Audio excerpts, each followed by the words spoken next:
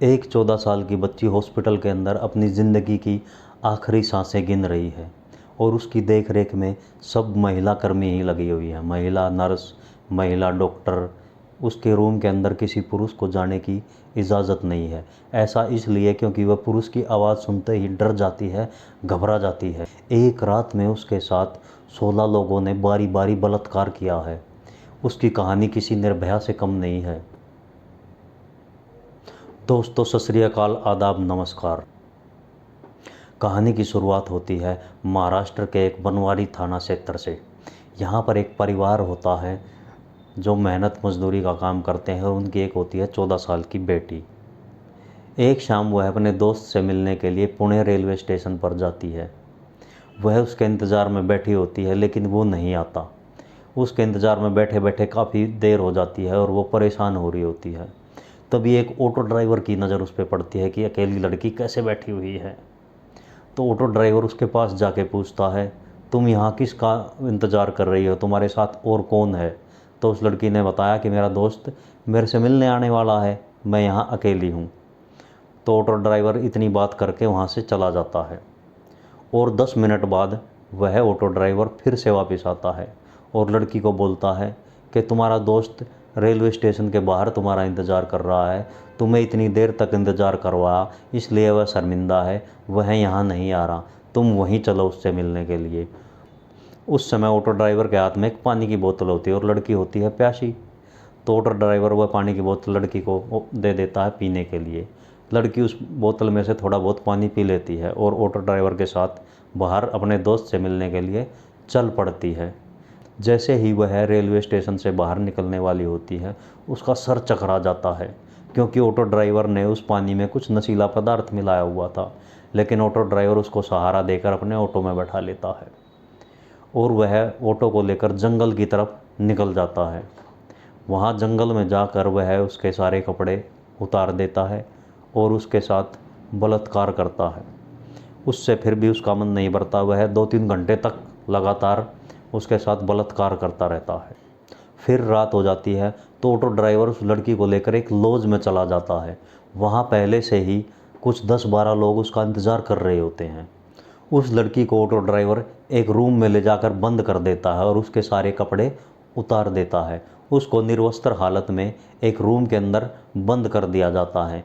फिर वो 12 लड़के बारी बारी उस रूम में जाते हैं और उस लड़की के साथ बलात्कार करते हैं।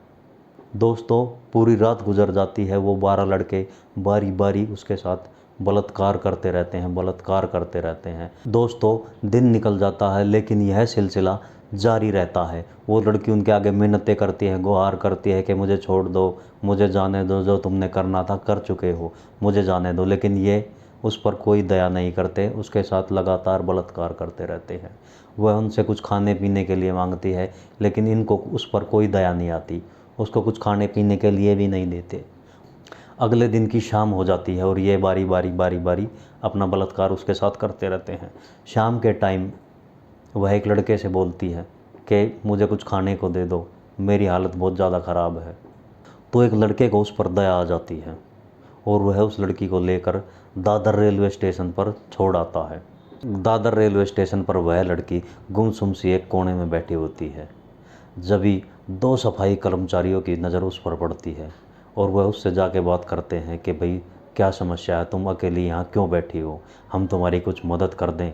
फिर वो दोनों सफाई कर्मचारी लड़की को एक सुनसान से इलाके में ले जाकर उसके साथ फिर से बलात्कार करते हैं। जिस लड़की के साथ पहले 12 बंदों ने बलात्कार किया होता है, वो दोनों सफाई कर्मचारी भी उसी घटना को अंजाम दे देते हैं। और फिर वो बलात्कार करने के बाद उत्तर भारत की तरफ जाने वाली एक ट्रेन में उस लड़की को बैठा देते हैं। वह ट्रेन में एक कोने में बैठी रहती है, उस पर किसी की कोई नज़र नहीं पड़ती। तभी एक जीआरपी पुलिसकर्मी की नज़र उस लड़की पर पड़ती है और वह देखते ही समझ जाता है कि इस लड़की के साथ कुछ गलत हुआ है। वह जीआरपी पुलिस वाला उस लड़की के पास जाता है और पूछता है कि भाई तुम यहाँ अकेली क्यों बैठी हो, तुम्हारे साथ कोई और है या नहीं है, तुम्हारी हालत मुझे ठीक नहीं लग रही, मैं तुम्हारी कुछ मदद कर दूँ। ये बात सुनते ही लड़की शक पका जाती है। वो सोचती है कि ये भी मुझे मदद के बहाने साइड में ले जाके मेरे साथ कुछ न कुछ गलत काम करेगा। वह लड़की उसे कुछ नहीं बताती है, लेकिन पुलिसकर्मी जब तक समझ चुका था कि इसके साथ गलत हुआ है। तभी वह जीआरपी कर्मी चाइल्ड वेलफेयर वालों से कांटेक्ट करता है और वहाँ से एक महिला अधिकारी को बुलाया जाता है। जैसे ही ट्रेन चंडीगढ़ रेलवे स्टेशन पर पहुंचती है, वह महिला अधिकारी उस लड़की से बातचीत करती है, उसे दुलारती है, पुचकारती है और पूछती है कि तुम्हारे साथ क्या हुआ है। पहले तो वह कुछ नहीं बताती, फिर धीरे धीरे वह उसे माँ की तरह प्यार करती है, तो वह लड़की उसे अपनी सारी घटना बता देती है। और उधर महाराष्ट्र में उसके घर वाले उसे ढूंढ रहे हैं। वो परेशान है कि हमारी लड़की के साथ क्या हुआ। उन्होंने पुलिस में मुकदमा दर्ज करवा दिया है, पुलिस जगह जगह उनकी तलाश कर रही है, लेकिन उनके हाथ कुछ नहीं लगा। इधर चंडीगढ़ से ये जीआरपी पुलिसकर्मी वहाँ महाराष्ट्र के बनवाड़ी थाने में संपर्क करता है और उनको पूरी घटना की जानकारी देता है। यहाँ से पुलिस इस लड़की को फ्लाइट के द्वारा महाराष्ट्र ले जाती है और वहाँ हॉस्पिटल में एडमिट करवाती है। और हॉस्पिटल में एडमिट करवाने के बाद उस लड़की की देख रेख में सब महिलाओं को रखा जाता है, क्योंकि वह लड़की पुरुष की आवाज़ सुनते ही घबरा जाती है, बहुत सदमे में आ जाती है, बहुत दुखी हो जाती है। और यह पुलिस वाला सारी घटना उस पुलिस वालों को बता देता है कि ऐसे ऐसे रेलवे स्टेशन पर से इस लड़की को किसी ऑटो वाले ने किडनैप करके ये सारा खेल रचा है।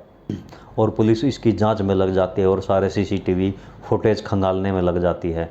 पुणे रेलवे स्टेशन के एक सीसीटीवी में वह ऑटो वाला दिखाई दे जाता। फिर उसको पुलिस गिरफ्तार कर लेती है और उसकी निशानदेही पर, उसकी गवाही पर सब लड़कों के नाम पूछे जाते हैं और एक एक करके 12 के 12 लड़कों को गिरफ्तार कर लिया जाता है।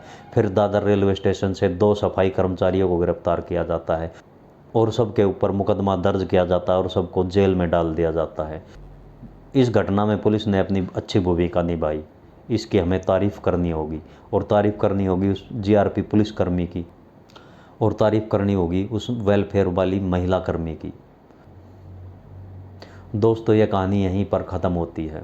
अगर वीडियो आपको अच्छी लगी हो तो चैनल को सब्सक्राइब कर दें और वीडियो को लाइक कर दें। धन्यवाद।